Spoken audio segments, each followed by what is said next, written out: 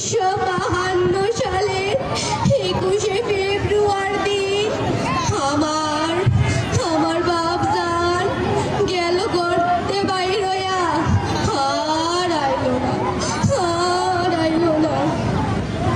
যাওনের সময় আমার বাপ আমারে কইয়া গেল, মা তুমি চিন্তা কইরো না, আমি আমাগো রাষ্ট্রভাষা বাংলা ফিরায় আনার জন্য যাইতাছি। তুমি শুধু আমার জন্য দোয়া কইরো, আমি আমার রক্তের বিনিময়ে হলেও যেন রাষ্ট্রভাষা বাংলা করতে পারো। আর তারপর আর আমার খোকা, আমার বাপজান, আমার চোখের মণি আর ফিরাইলো না।